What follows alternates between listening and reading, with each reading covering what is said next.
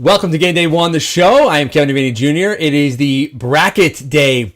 Big explosion here on the Game Day One show as the intro, and it's this is the one. This is the bracket where this feels like a basketball tournament, right? This feels like NCAA. You look at the brackets, you like number 11 seeds, 12 seeds. You can get some upsets. A lot of pressure on the team at the top. We'll talk about that team in a moment. But we're going to bring in our man, Ryan Moss, who's going to join me here now on our show. And Ryan, we did a AAA show. There's kind of like a nice field of 5 or 6 teams that can win. And now we go into Class AA, which is a much larger bracket. Totally. I mean, I feel like AAA, it's like we're kind of like fast forwarding to the good parts and where you get the really good teams playing, you get those, quality games. AA, I feel like you're going to get some weird scores. You're going to get some upsets. Yorktown's sitting at the top, but I don't think anybody thinks they're unbeatable. Peekskill is back in a big way this year. I mean, Mayapack has been pretty much unbeatable all season. Yeah. But then I feel like you have some of the 8 seeds, 10 seeds, like a Scarsdale, people expected to be at the top. It looks pretty crazy. Kind of what are your first thoughts when you look at this bracket? Well, let's take a look at the top, because this is interesting. It was all all these teams knew, they all had their eyes on somebody and they all wanted to avoid it, and then everything fell into place on the final day of the season, right? So you have Yorktown at number 1, which is not a surprise. They're going to face an out-bracket winner. You're going to have Fox Lane and Clarkstown South. Great matchup there. 8-9 game. Harrison's sitting kind of lurking after the tough schedule they had. Suffern, who's just found ways to win some crazy games this year, also lose some crazy games as a 4 seed. Pelham Somers in your 5-12 matchup. And then down at the bottom half of the bracket, Eastchester there and Horace Greeley. The number 3 team is Mayapack. And then you see down here, they're facing an out-bracket winner, 7-10 Scarsdale Poughkeepsie. We'll talk about the game in a moment. Number 2, Peekskill, climbing up on the final day the final Saturday of the regular season into the number 2 spot. And Saunders and Spring Valley will play an out-bracket game to decide who goes to Peekskill. So the question you asked was about, how things, how we're looking at this bracket as a whole. And I think it's sort of like Yorktown's going to be everyone's pick. But if Yorktown gets tripped up, which is entirely possible given the parity in this conference, I think sort of it opens the door for 7 other teams, right? 5 or I don't know, maybe 7, but maybe 5 other teams that have a legitimate shot at winning. So it is going to be probably the best bracket. It's going to have the best crowds. It's going to probably have the best games at the county center. So it's probably the most exciting one of all. Yeah, no, for sure. And I think that kind of in these single elimination basketball tournaments, right? It's not always the best team that gets there, right? Mm-hmm. Look at the NCAA tournament. I mean, teams like FAU get hot and get it as an 8th seed, right? Yeah. And it seems like maybe one of these first round games, maybe you get a team that, wins a close one and gets a little mojo going, and that carries them a little bit further. Where do you see the first round matchups? What's that game that might, really come down to a wire and kind of set a team on a path where they maybe can do some damage? Yeah, I mean, I've looked at the bracket and I'm thinking to myself, where am I going, right? So that's usually an indication of what I think the best game is. I probably will just go up the road, up Route 22 from my house, and head over 172 and watch Fox Lane host Clarkstown South. I just when I look at these two teams, they've had ups, they've had downs.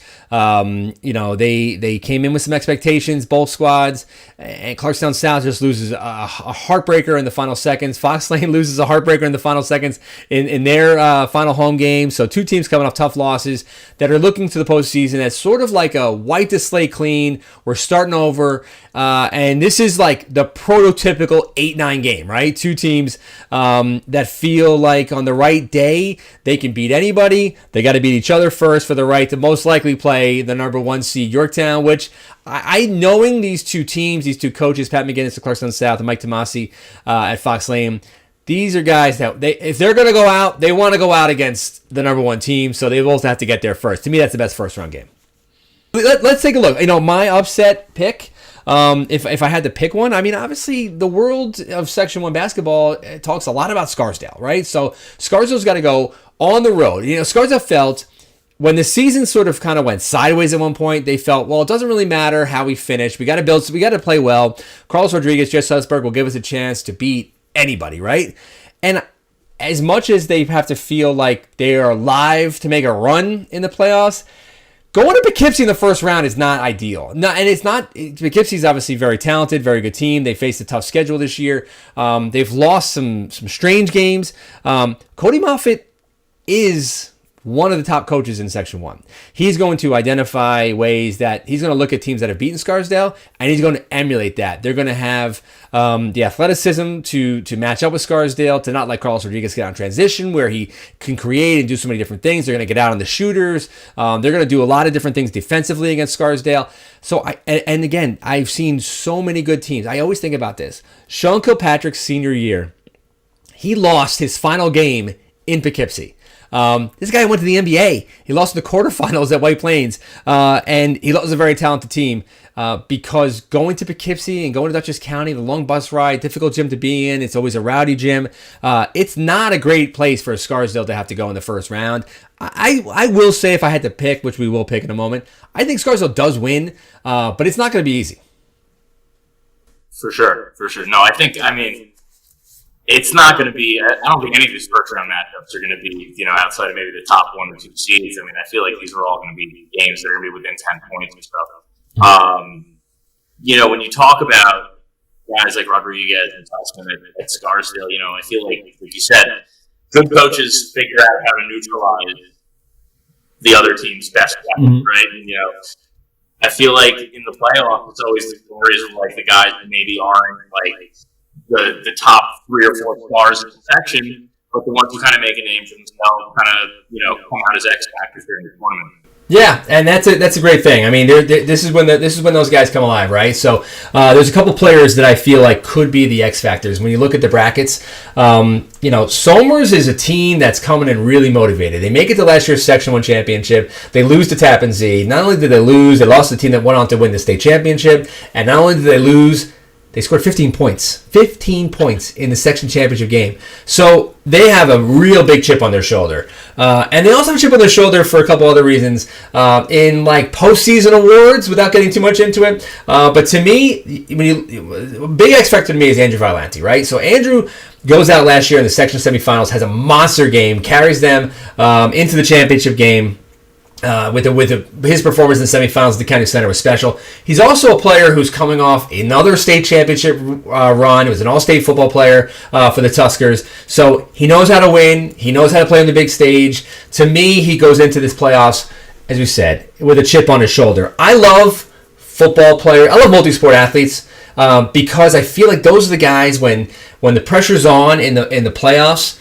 They're the ones who seem like they're kind of most prepared for it because they just went through it in another season. Andrew Schultz at Eastchester is another one of those guys. He's a quarterback. I love his story as a football player because he never really played quarterback his entire life. His senior year, they felt like, hey, Andrew, you seem to have a good grip on the offense. We're going to move you to quarterback. He goes there. He becomes the second-team all-state quarterback at Eastchester because he's just has a lot of trust, a lot of confidence, and he probably impacts a game as much, maybe more, than anybody in the section that averages single digits. So he does so many things defensively, and you saw it when he was hurt mid-season, just how much of a drop-off there was. He's back now. Watch him this weekend, and again, he just does all these little things. They play Horace Greeley in the first round. Eastchester does. That, to me, I do think Greeley has a very good chance, given the schedule they played, to upset Eastchester. But I'm going to go with the Eagles. Andrew Schultz just seems like he's a little bit of a difference maker in a game like that. And then another point guard of a team, when you look at teams that play tough schedules, Harrison got jammed into this league with Mount Vernon, New Rochelle, Mamaroneck, and Scarsdale. Played them all twice. And obviously, they took their lumps a little bit. But Matt McCoy, I thought, when I watched them this year, they gave Mamaroneck a really tough challenge in their home gym, and it was all because of the way that kind of Matt McCoy, just his toughness, played the game with a broken finger, which I think he's still playing with, still kind of fighting through on his shooting hand, no less. So to me, Matt McCoy, he's kind of primed and ready for this. Only a sophomore for the postseason, and when you look at the bracket for Harrison. yeah, you look at the fact that they're going to play Yonkers in the first round. They should beat Yonkers, no problem. They're going to go to Suffern, where going to Rockland County is tough, but they have played a lot of teams that are better than Suffern, and they've played them well. There's no reason to think that they can't go out there and knock off Suffern even on the road. And then same deal with Somers. I just feel like, if Somers I think should be Pelham, I think Harrison could give Somers a challenge. So because of just how physically tough they are. Remember, these are another team with football players. Harrison, they played each other in the section football championship. So if I'm going to go through the bracket right now, I think Carmel wins their out bracket game. They face Yorktown. Yorktown wins. I think Clarkstown South goes on the road and beats Fox Lane. I just feel like this Clarkstown South team in the second half of the year, another team that faced a lot of Class AAA schools on their regular season schedule. They faced a really tough league. So I think that Clarkstown South, they face easily the toughest regular season in December schedule. They're a better team for it. I think they win. Give me Suffern. Harrison beats Yonkers. I'll go with Suffern because of home court advantage. All things are equal. I'll go with Suffern and a team, again, that just kind of has a little bit of mojo right now. And Somers knocks off Pelham. We'll go to the bottom half of the bracket right now. Man, Eastchester Greeley is a very underrated game. I'll take Eastchester at home. I think Brewster beats Clarkstown North in an upset. I think Brewster as a 19 seed goes on and faces Mayapack. Mayapack wins that game. I'm going to take Scarsdale on the road and easily the toughest place of any team going on the road in the first round to win. And I like Spring Valley beating Saunders, Peekskill beating Spring Valley. So let's go back to the top of the bracket now when we go into our quarters and semis. Yorktown's going to the county center. They're beating Clarkstown South in that quarterfinal. I'm going Somers. I think Somers, again, another team, chip on their shoulder, a lot to play for. They've been there before. They've been to the county center last year, been to a section final. Give me Somers to go to the semifinals. Somers Yorktown is going to be interesting. I don't think Somers on the big stage at the county center. I think Yorktown goes to the championship on that side. And when we go back to the other side of the bracket, we have Eastchester Mayapack. Man, Mayapack, there's no reason to think that Mayapack, from what they've done this season, just losing the last game to Somers the way they did, that there's some sort of, they're going in the wrong direction. I just think this is a bad matchup for Eastchester. There's just, Mayapack's too big, too physical, too athletic. I'll take Mayapack going to the county center. Give me Peekskill over Scarsdale. I think, and this is like kind of like the swing game of the tournament. A lot of people are going to say, well, Scarsdale's hot. Peekskill is way underrated. I went out and watched Peekskill this season at Hen Hud, and it was dunk after dunk after dunk.